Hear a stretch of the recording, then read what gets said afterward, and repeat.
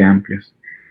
Apenas hemos podido abordar las más frecuentes, que creo que era pues uno de los objetivos, ¿no? Conocer las más frecuentes, que son CIA, CIB y conducto, que afortunadamente pues son las acianógenas, ya que son las menos, digamos, las menos graves dentro de todas las congénitas. El día de hoy, que es el último día, vamos a abarcar la cardiopatía congénita cianógena, que podríamos considerar más frecuente, que es la tetralogía de Fallot. Dentro de todas las cardiopatías congénitas, las cianógenas en general son mucho menos frecuentes, sobre todo porque la mayoría de ellas están dentro del espectro de las que dependen de conducto. Atresia tricuspidia, atresia pulmonar, principalmente. Estas, pues como ya había comentado un poquito sobre ellas cuando estábamos revisando el ejemplo de las dependientes de conducto, pues son patologías que se presentan con cuadros desde recién nacido, con cianosis,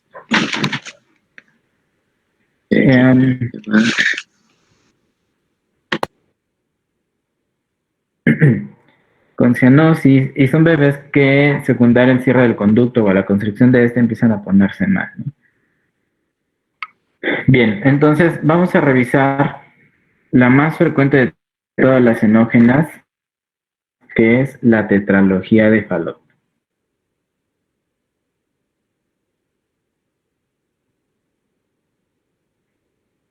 Bien, desde 1671 se empieza a hacer la descripción sobre este espectro, haciendo por Nicolás Stensen.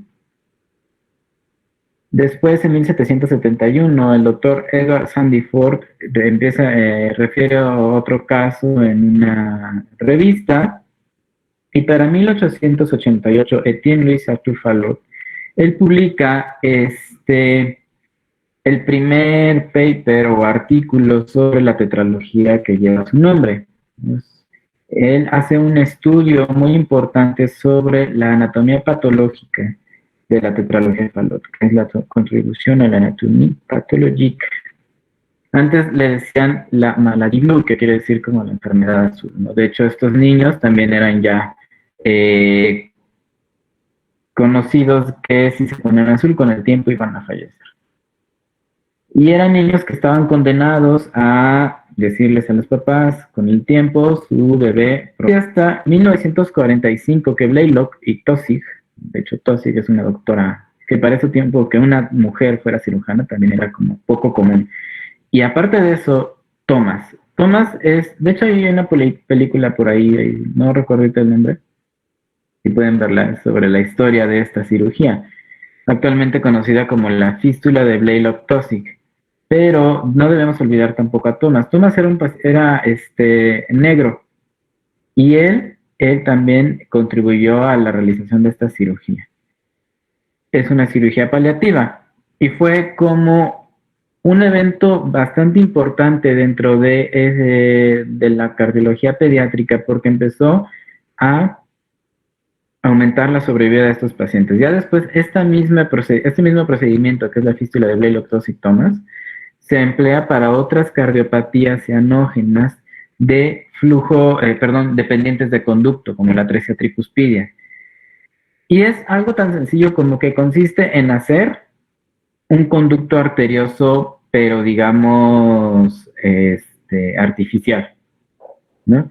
Si estamos diciendo que es una cardiopatía que depende de conducto y el conducto se va a cerrar, bueno, ponemos ahí un tubito a modo de conducto que no se va a cerrar y con eso salvamos la vida del bebé. En eso consiste la fístula de Blaylock-Taussig-Thomas.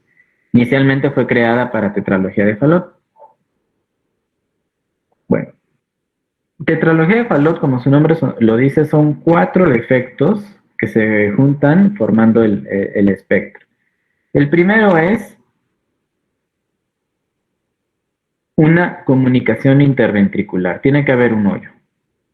Hipoplasia del infundíbulo o estenosis pulmonar, que está apretado esto de aquí. Que la aorta esté cabalgada, o sea, que tenga una conexión biventricular, cabalgando sobre el septum. E hipertrofia del ventrículo derecho. Desde el punto de vista embriológico, no voy a ahondar tanto, vamos a ver, se dice que desde el punto de vista embriológico es una monosomía. En realidad, la que es culpable de todo este espectro, o el principal defecto, es la comunicación interventricular. Y es una comunicación que se lleva a cabo por una mala alineación. Durante la formación del tabique interventricular, por alguna razón, esta parte de aquí arriba no se alinea bien con la parte del tabique que se está formando aquí abajo. Entonces, como no se alinean bien, no llegan a juntarse y entonces se forma una comunicación interventricular. Ahora, al mismo tiempo que se forma como esta parte del tabique es el que se desvía para acá, este se queda aquí, entonces como no se juntan, se forma la C y B. Ahora, al desplazarse esta parte del tabique, es el que ocasiona que la pulmonar esté apretada. Y entonces, del mismo modo, como embriológicamente la formación tanto de arteria pulmonar como de aorta van de la mano, jala a la aorta para que quede cabalgada. Después, la hipertrofia del ventrículo derecho se llevará conforme empiezan los latidos, un ventrículo derecho que está trabajando contra una poscarga incrementada, que es esta estenosis, lo que ocasionará que se forme hipertrofia. Entonces, el origen de todo, el culpable de todo es esta parte del tabique que no se alinea bien, ocasionando una CIB, embriológicamente una monosomía, y ya posteriormente es la tetralogía de Fallot.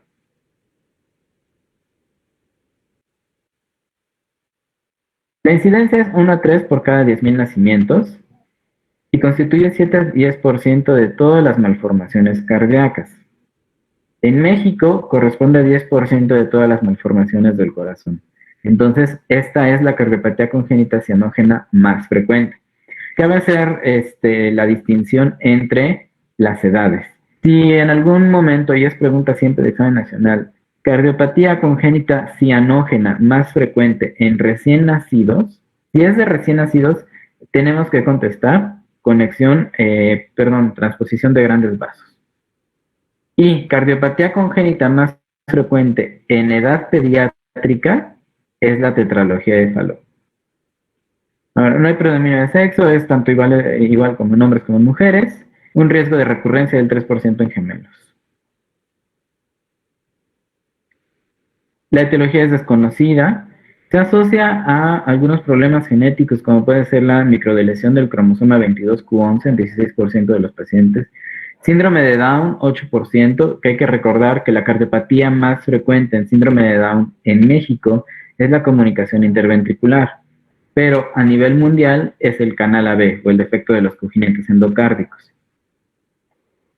También el Fallot se asocia a el síndrome de Di-Giorgi, que son bebés que tienen problemas con el calcio y tienen una facies característica que se denomina de pajarito, y el síndrome de Goldenhar, que es una hemihipertrofia.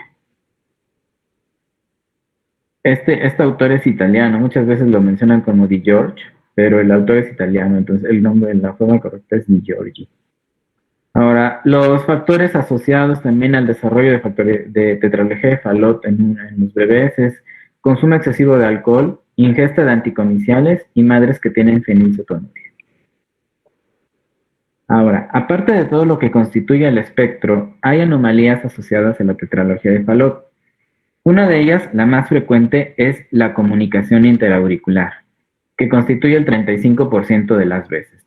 35% de los niños con tetralogía de Fallot tendrán CIA, mal llamada por algunos autores pentalogía de Fallot. La pentalogía de Fallot no existe, es una tetralogía de Fallot con CIA, ¿no? Si no, pues no corresponde embriológicamente la CIA a todo el proceso que hemos revisado. Es una anomalía asociada, por lo tanto es incorrecto denominarla pentalogía de Fallot, eso no existe, es Fallot con CIA. Arco aórtico derecho, 30%, quizá por ahí encuentren como síndrome de, no ahorita recuerdo el nombre de un autor francés, tampoco, es incorrecto, es Fallot con arco derecho. Persistencia de la vena cava superior izquierda y otras menos frecuentes como arteria subclavia izquierda aberrada, canal AB común, drenaje venoso facial o dextrocardia el 1%. Y vean, entonces dice, las consecuencias hemodinámicas dependen de la severidad de la obstrucción del tracto de salida y del tamaño del defecto septal ventricular, es decir, de la CIV. Entonces, tenemos en este esquema que nos ayuda mucho para entender. Vemos que llega la sangre al atrio derecho por las venas cavas, pasa a través de la tricúspide por el ventrículo derecho y es eyectado a la arteria pulmonar, la cual está apretada en su infundíbulo, es decir, como en la salida del propio ventrículo. Eso ocasiona que parte, como aquí está ejerciendo mucha fuerza, que hay una obstrucción, parte de la sangre que es enviada, que al contraerse el ventrículo derecho, es enviada hacia el lado izquierdo a través de la CIV.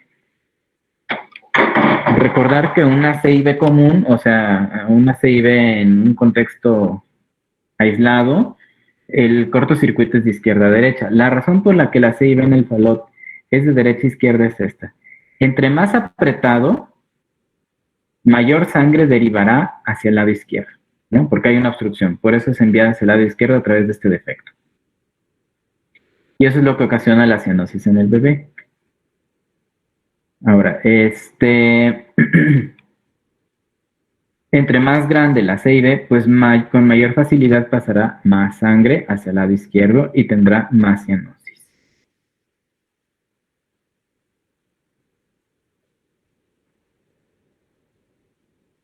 Como mencionábamos, la estenosis pulmonar es la responsable de la gravedad de la cardiopatía. Habrá mayor severidad, mayor shunt del ventrículo derecho hacia la aorta, mayor cianosis y oligoemia pulmonar. Entre menos apretada, puede que no exista cianosis, por esto hay algunos casos de CIV chiquitas, una estenosis infundibular no tan apretada, pero tiene fallo, y el bebé o el niño no está tan azul o apenas tiene una cianosis, si acaso perceptible en los deditos. Y en algunas ocasiones el shunt puede ser de izquierda a derecha, con hiperflujo pulmonar, incrementando la presión sistólica, pero eso no es lo común. Vamos a quedarnos con el cuadro característico, que es un shunt de derecha a izquierda, ocasionando cianosis y flujo pulmonar disminuido.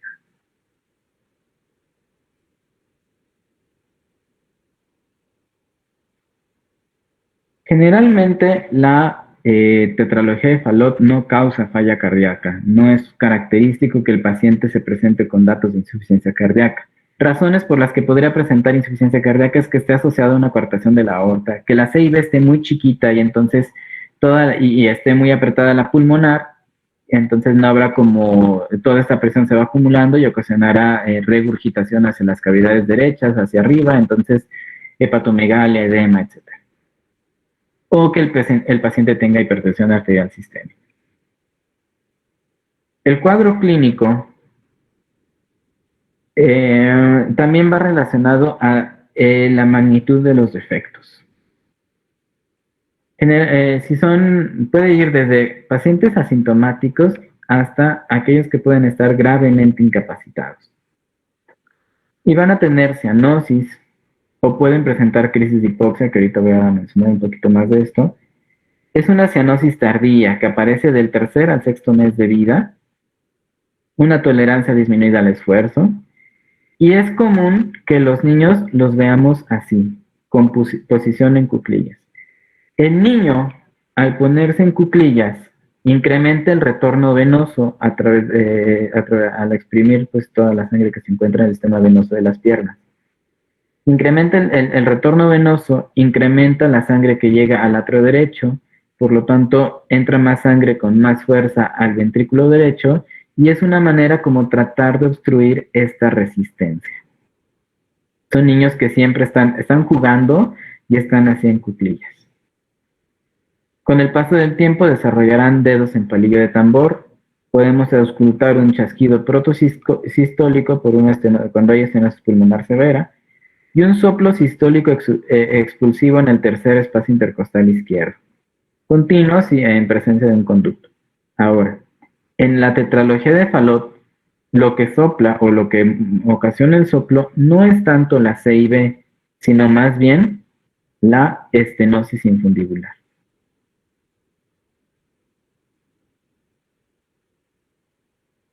La crisis de hipoxia es la complicación más grave de esta patología, ya que el paciente incluso puede fallecer debido a esto. La crisis de hipoxia, que en inglés lo llaman hypercyanotic spell, se caracteriza por un espasmo del infundíbulo. Esta parte de acá, que es la salida del ventrículo derecho, se denomina infundíbulo. Y se ha visto que tiene reacciones adrenérgicas, pueden ocasionar que se espasme, se haga más chiquito. Entonces, si ya estamos hablando que de por sí está apretado, incluso se puede cerrar, como vemos aquí en esta imagen. Ya está apretado y todavía se cierra más. Entonces, número 1, no pasa sangre en la circulación pulmonar. Incrementa el shunt de derecha a izquierda, ocasionando más cianosis. ¿Ok? Y entonces el paciente puede desmayarse porque cae el gasto, ya que no está mandando nada a los pulmones, y por lo tanto no va a llegar nada al ventrículo izquierdo, al atrio izquierdo y después al ventrículo izquierdo, y el gasto disminuye. Y eso también lo puede llevar a la muerte. Ahora, esto puede pasar en el contexto de la tetralogía de Fallot, no importa qué tan apretado esté inicialmente el infundíbulo. Es algo que puede pasar. Característicamente se presenta en las mañanas, al despertar, después de que el niño realiza algún esfuerzo físico o que tenga fiebre.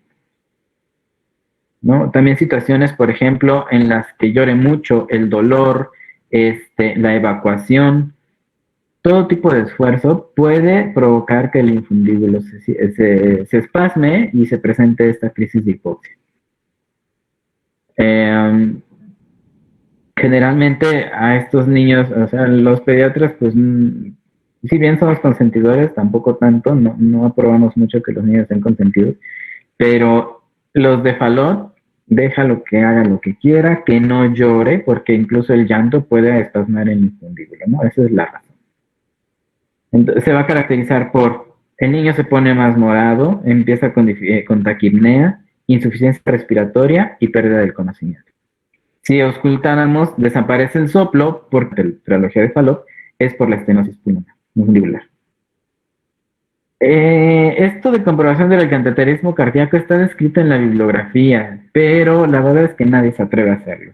¿Qué quiere decir? Es que en un Fallot pases un catéter aquí, en el infundíbulo. Ahora, el infundíbulo, sobre todo en el Fallot, es muy sensible. Y si tú lo estimulas con un catéter y se cierra, pues para empezar, no ganas nada, ¿no? Nada más estimulando la crisis de hipoxia y que el paciente puede fallecer. Entonces, casi nadie ya se atreve a hacer esto. No tiene como ya utilidad. Ahora, los beta bloqueadores, específicamente el propranolol, son medicamentos que dilatan el infundíbulo o lo relajan, mejor dicho. Entonces, estos niños van a estar en tratamiento con propranolol con la finalidad de evitar las crisis de hipoxia.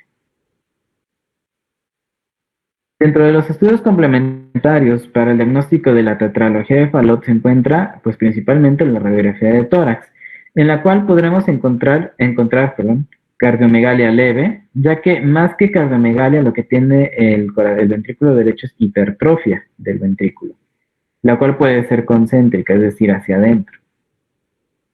El arco de la pulmonar es cavado, ya que la pulmonar está hipodesarrollada. La punta del corazón hacia arriba, oligoemia pulmonar, vemos los pulmones negros, o flujo pulmonar disminuido, es lo mismo, y 25% de las ocasiones arco aórtico derecho. ¿Qué quiere decir esto de arco aórtico derecho? Generalmente el arco aórtico es la estructura que sale, bueno, en la aorta, lleva una distribución, una línea que viene saliendo del ventrículo izquierdo y hace aquí su callado y baja. En el arco derecho sale igual del ventrículo izquierdo, pero hace su callado para acá y luego baja a la izquierda. Eso es un arco aórtico derecho. como tal, no genera mucho problema, pero digo, en un contexto aislado, ¿no? Pero a veces sí puede complicar procedimientos quirúrgicos, el hecho de que la aorta esté a la derecha. Entonces, la imagen característica es la famosa zapato sueco o la butita, ¿no? Que sería como esta. Imagen en zapato sueco. Vean, aquí es demasiada, o sea, la pulmonar está súper excavada, tiene una forma de zapato sueco, ¿no? Oligoemia pulmonar. Ahora, esta imagen no se verá durante los primeros meses de vida, sino hasta después de los 6 meses, cuando empieza ya a haber hipertrofia como tal. A menos que sea un falot muy severo desde el nacimiento, sí tendremos la imagen de zapato sueco, pero en recién nacidos no es tan característico. El electrocardiograma tiene una característica muy interesante.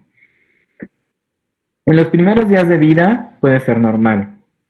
Posteriormente podemos encontrar ondas P picudas en D2 y B1, que nos estaría hablando de crecimiento auricular derecho.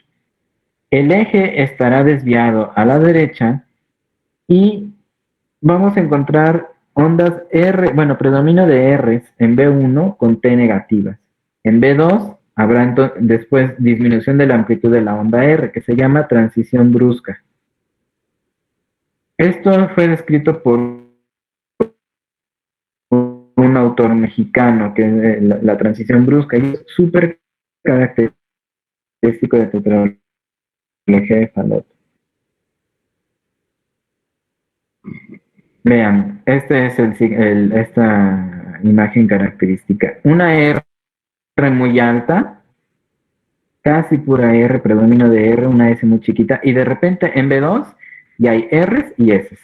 Esta es una transición brusca característico de tetralogía de Fallot. El eje a la derecha, y pues aquí no se ven tanto las ondas prepicudas, pero bueno.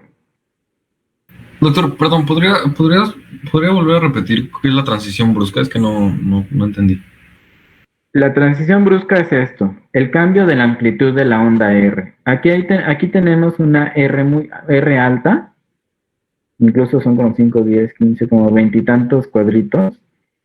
Y a la siguiente, lo que esperaríamos en un hipertrofia ventrículo derecho es que B2 también estuviera más grande, pero en onda R. Esa es la transición brusca. Y aquí casi no hay ondas S. De hecho, está nada más este pedacito.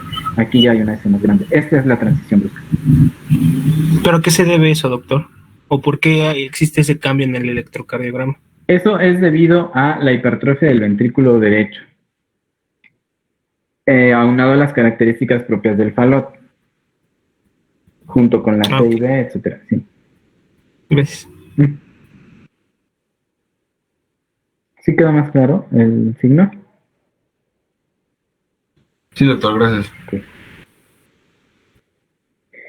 El ecocardiograma será entonces el método diagnóstico, el estándar de oro, ya que nos ayuda tanto a medir la localización, las características anatómicas de la C y B, su tamaño, corroborar entonces que el cortocircuito es de derecha a izquierda, ver cómo está la aorta, si está desviada, si es un arco aórtico derecho o un arco aórtico izquierdo, evaluar la obstrucción del tracto de salida y también pues descartar anomalías asociadas, ¿no? Otra cosa súper importante, nos ayuda también a medir el tamaño de la unión ventrículo derecho arteria pulmonar en cuanto al anillo pulmonar con fines terapéuticos, el tamaño de la arteria pulmonar y el origen y distribución de las arterias coronarias. Vean, en este corte, este es un eje largo parasternal izquierdo, que es como si el corazón estuviera acostado y lo cortáramos. Esto es el atrio izquierdo, válvula mitral, aorta, ventrículo izquierdo, tabique interventricular, y aquí se ve un hoyo por el cual está pasando sangre de derecha a izquierda, ventrículo derecho. En el mismo corte vemos cómo perdón, tantito.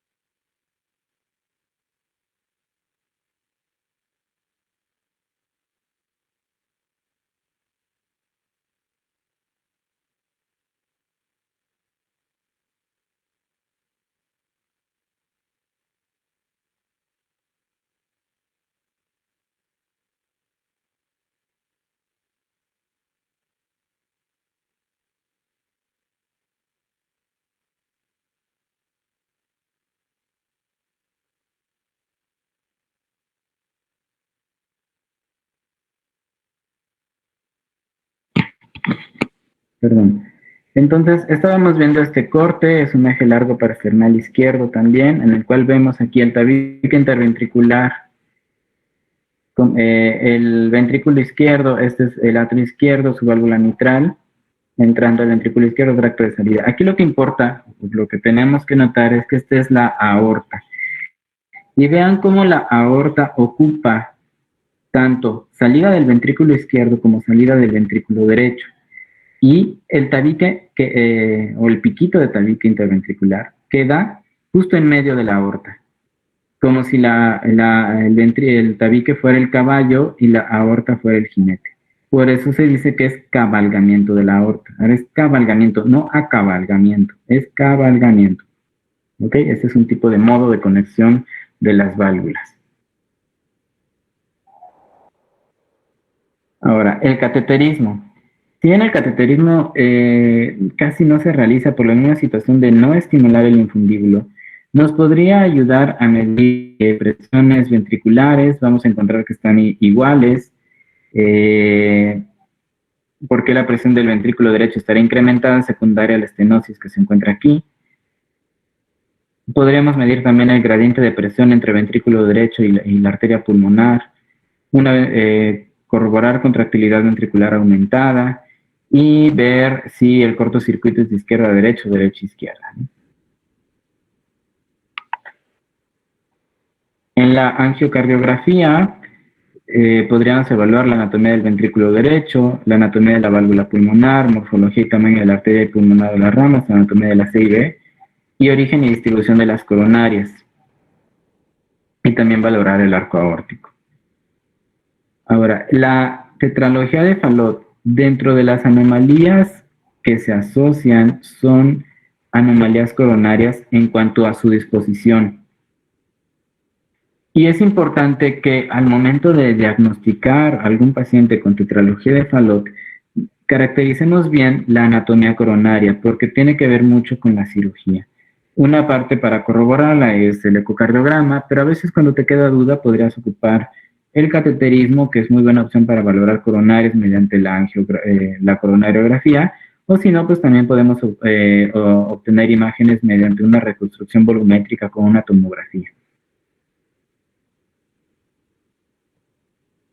Las anomalías coronarias más frecuentes es que la descendente anterior se origine de la coronaria derecha, pasando justo enfrente o detrás de la arteria pulmonar. Problemas. Si la descendente anterior pasa enfrente de la arteria pulmonar, esto va a complicar que se realice una ventriculotomía. Ya había platicado un poquito ayer sobre las ventriculotomías. Parte del tratamiento para el Fallot se tiene que realizar ventriculotomía. Entonces, si la descendente anterior está pasando por aquí, el cirujano no puede hacer esa opción. Si la descendente anterior pasa por atrás, bueno, no habrá problema. Otro es que la coronaria derecha se origine de la coronaria izquierda y esta puede pasar enfrente o detrás de la pulmonar. También nos complicaría la ventriculotomía. O también que exista solo una arteria coronaria y de ahí se deriven todas las ramas. Otras lesiones asociadas se van a clasificar en leves cuando hay un foramen o una CIA, conducto, ventana ortopulmonar, estenosis periférica de ramas pulmonares.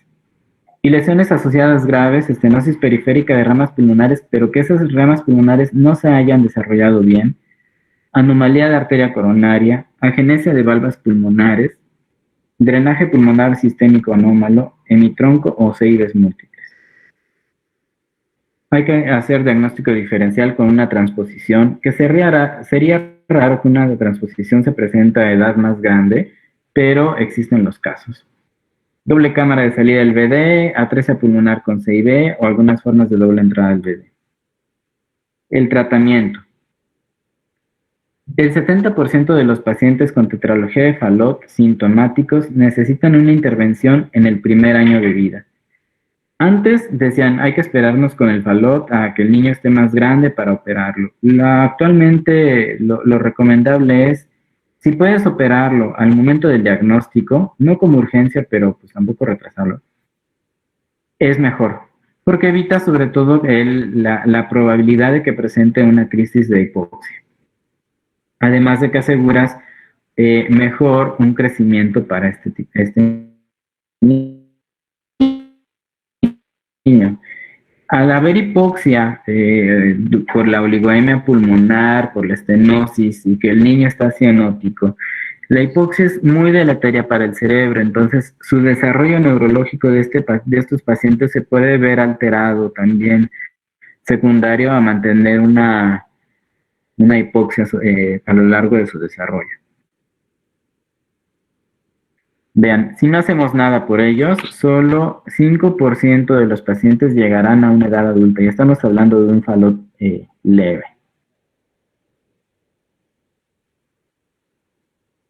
25% fallecen antes del año, 40% antes de los 4 años, 70% antes de los 10 años. La razón a un accidente trombótico que puede incrementar con la edad y la policitemia. Al haber cianosis e hipoxia, una de las respuestas de la médula ósea ante la hipoxia pues es la formación de más glóbulos rojos. Entonces, estos niños están hemoconcentrados, tienen policitemia, daño miocárdico por hipoxia, sobrecarga de presión y volumen del ventrículo derecho dependiendo del grado de obstrucción, insuficiencia cardíaca o isquemia subendocárdica, también con este ventrículo que se ve hipertrofiando y demanda más oxígeno. Y finalmente la crisis de hipoxia que puede llevarlos a la muerte. El tratamiento lo podemos dividir en 3. El tratamiento médico que va encaminado a evitar la crisis de hipoxia con el propranolol, tratar la falla si es que existe, tratar complicaciones de la propia hipoxia o la poliglobulia, realizar salinoféresis cuando sea necesario. El tratamiento quirúrgico lo podemos dividir en paliativo o correctivo. Y finalmente el tratamiento intervencionista, que es el cateterismo, que está discutido sobre todo por estimular el infundíbulo. El tratamiento quirúrgico es quirúrgico, pero si las estenosis valvulares pulmonares ramas pueden ser tratadas por angioplastia con balón. Esto se denomina tratamiento híbrido.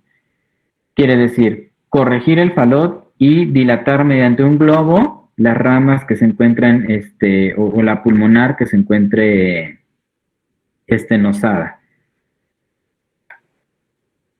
Vean en esta imagen cómo se introduce un catéter que tiene un globo en el cual aquí se encuentra la obstrucción o la constricción de la arteria pulmonar, se distiende, se infla el globo, se rompe esa estenosis y se repermeabiliza.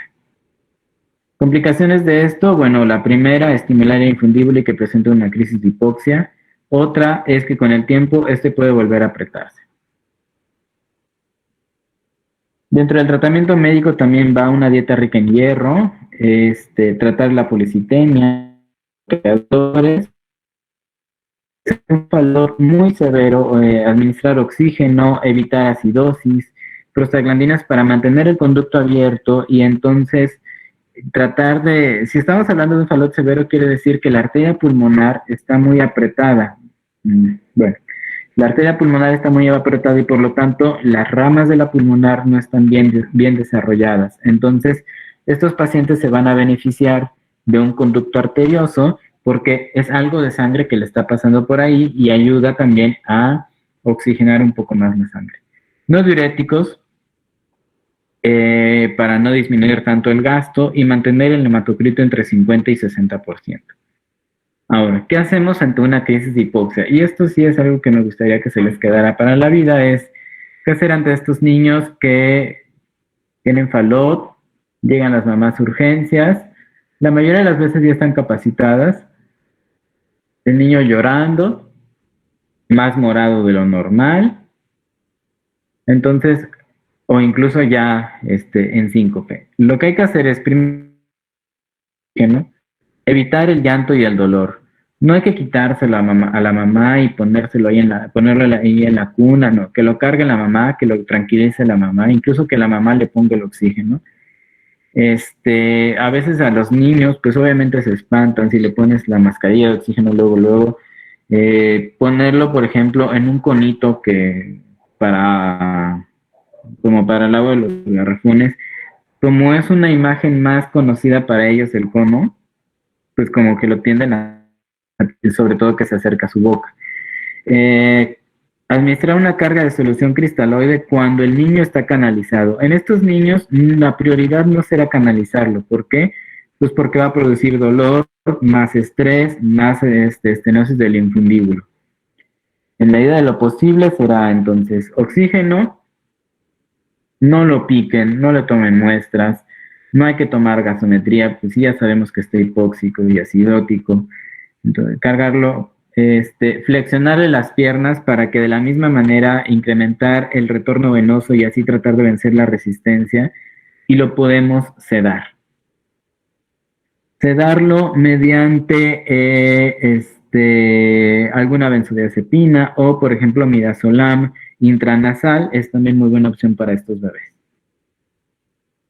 Ya si está canalizado o no tienes de otra y lo canalizas a la primera o una enfermera que esté bien, hay enfermeras que son muy buenas para canalizar a los niños. Entonces, si cuentan con una de ellas, que sea quien primero intente. Podemos administrar una carga de solución cristaloide con la finalidad también de incrementar la telediástole y así tratar de vencer la resistencia. Y podemos administrar una corrección de acidosis con bicarbonato sin necesidad de gasometría. Nada más le pasamos bicarbonato para disminuir la acidosis y así disminuir también el espasmo del infundíbulo.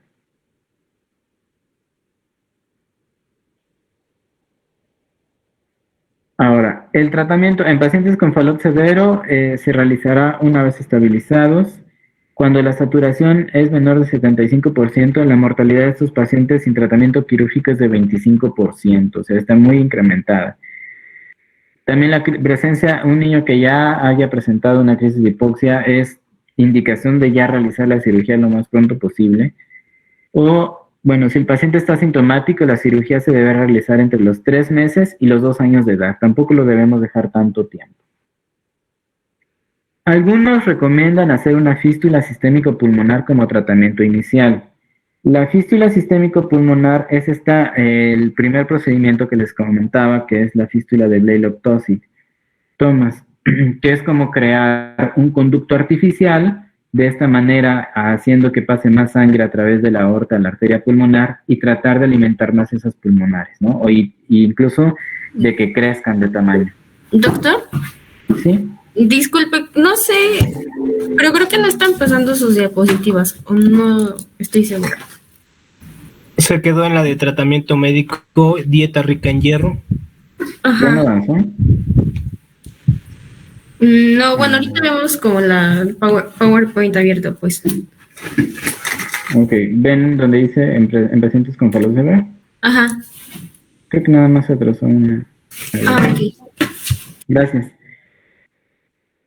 Después, la clasificación quirúrgica del falot lo vamos a dividir en anatomía favorable y anatomía desfavorable. La anatomía favorable es un falot bonito, por así decirlo, ¿no?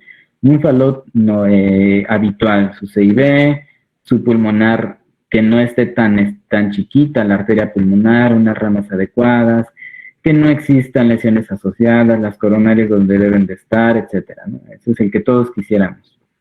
No tener, pero al menos sí tratar. Anatomía desfavorable es aquel que tiene más cosas, ¿no? El que nos va a complicar la cirugía. Ahora, ¿cómo elegimos la técnica? Si el bebé es muy chiquito y es necesidad de operarlo, será una cirugía paliativa, como esta que comentaba de la fístula de Blalock-Taussig. Si es más grande y tiene anatomía favorable, pues mejor correctiva. A ver. Voy a hacerlo grande, no sea tan feo. El tratamiento consiste en hacer una ventriculotomía. ¿Sí se ve? Sí, doc. Gracias. Consiste en hacer una ventriculotomía. Tiene que ser ventriculotomía por la localización generalmente de la CIB, que está abajo, obviamente está abajo de las arterias, el yuxta arterial o de entrada. Entonces, la mejor forma de abordarlo será por ahí. Si es posible, se evita y sería trabajar a través del atrio derecho. Si no, la mayoría de las veces es ventriculotomía. Se coloca un parche para cerrar la CIB y al mismo momento de colocar el parche, con desvían la aorta a su lugar. para que salga bien del ventrículo izquierdo. Después, la arteria pulmonar que está apretada, se puede, dos opciones, dependiendo de la anatomía de la válvula. Si es una válvula no tan apretada, que denominamos hipoplásica, es decir, que esté muy hipoformada, si existe la palabra, o que se desarrolló muy poquito, con un Hegar, que son los dilatadores, se puede pasar a través de la válvula pulmonar y dilatarla. Si la válvula pulmonar se ha desarrollado muy hipodesarrollada, entonces se pone un parche para ampliarla. Ahora, problemas. Cuando la coronaria desciende por acá, pues no podemos hacer ventriculotomía, entonces habrá que buscar otros abordajes, ya sea, por ejemplo, por el atrio derecho, con sus complicaciones. Aparte, a veces, dependiendo del grado de hipertrofia del ventrículo derecho, a veces se tiene que realizar miomectomía. Miomectomía es como, muy feo lo que voy a decir, perdón, es como quitarle pedacitos así como los taqueros, como sus vistecitos, así, quitar pedacito de músculo para disminuir el grado de hipertrofia. Es una cirugía que la mayoría de las veces tiene un resultado satisfactorio en el postquirúrgico. Obviamente dependiendo, falot muy severo, pues le irán mal. Complicaciones que pueden tener durante la cirugía posteriores a la cirugía inmediata serían las arritmias. Se ha trabajado mucho sobre ventrículo, mucho sobre el sistema específico de conducción cardíaca. Obviamente falla velar derecha por la ventriculotomía. Y tardías como estos niños tienen que estar bajo vigilancia, obviamente. Si ya hemos dicho que se dilata la arteria pulmonar, entonces de estar apretada, ahora quedará con insuficiencia pulmonar. Esto es algo que esperamos, que conocemos, que pasa, es la evolución ya de estos niños.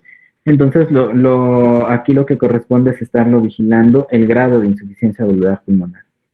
Pueden tener insuficiencia aórtica o que el parche pues haya quedado con todavía una CID residual y arritmias todavía con el tiempo. Bien. ¿Dudas sobre este tema que hemos comentado? Pero entonces yo tengo una duda. Entonces, si el resultado del tratamiento es una insuficiencia pulmonar, ya sería más fácil ahí realizar un trasplante de válvula, ¿no? Bueno, poner una válvula ya sea mecánica o de algún tipo biológico. Es correcto. De hecho, ahora ya hay varios estudios que están utilizando la válvula Melody. La válvula Melody es una que se coloca a través de cateterismo, es bovina, de origen bovino. Y ahí nada más se hace el cateterismo y a través del mismo catéter se coloca la válvula protésica. ¿Y eso le daría el carácter curativo o igual vendría siendo paliativo? Mira, siempre vamos a considerar todas las cirugías como paliativas. Curativo es difícil que te diga porque siempre quedan con alguna... O sea, no es normal tener una válvula protésica, ¿no? Y también tendrá sus cuidados tener una válvula protésica y hay riesgo de endocarditis.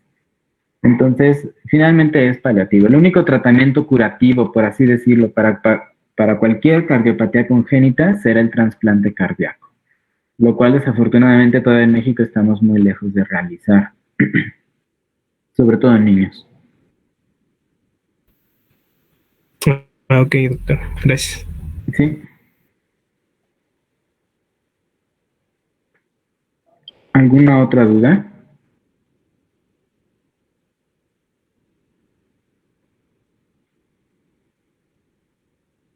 Entonces, el favorecer la precarga con líquidos y en este caso, la posición de cuclillas sería con el fin no de hacer que pase hacia el lado izquierdo, sino más para vencer ¿cómo se llama? La estenosis infundibular, ¿verdad?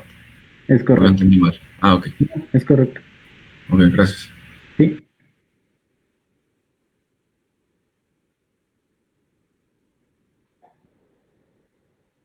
Bien. Bueno, entonces esta ha sido nuestra última clase como tal. Como ven, las cardiopatías congénitas son temas infinitos. Muchas veces veces dejados de lado porque piensan que no pasan, pero sí, son bastantes, es frecuente, en Puebla son bastante frecuentes. Y no nada más es decir que es un hoyo y ya, ¿no? Tenemos muchas cosas que ver desde la función, desde el punto de vista electrofisiológico y el tratamiento, ¿qué le vamos a ofrecer? Aunque, pues, obviamente el grueso de estos pacientes son pediátricos, ahora ya nos vamos a encontrar pacientes adultos que han sido tratados o que han sido operados de Fallot. Ya ven, la cirugía de Fallot, pues no es tan nueva, ya tiene bastante tiempo, entonces hay pacientes adultos por ahí que ya han sido operados de Fallot y que en algún momento diglositea congénita. Incluso los ginecólogos embarazadas con CIA, con hipertensión arterial pulmonar, posoperadas de estos sistemas, pues es cuando empiezan a dar vueltas en la TOP. ¿Ok? Espero que haya sido de utilidad para todos ustedes, que les haya agradado, no haberlos matado del aburrimiento. Cualquier cosa, pues estoy a su orden. Muchísimas gracias. Gracias. Muy buena clase. Cuídense mucho. Mil gracias, doctor. Hasta luego. Bye. Gracias, doctor. Buen fin. Igualmente, bye.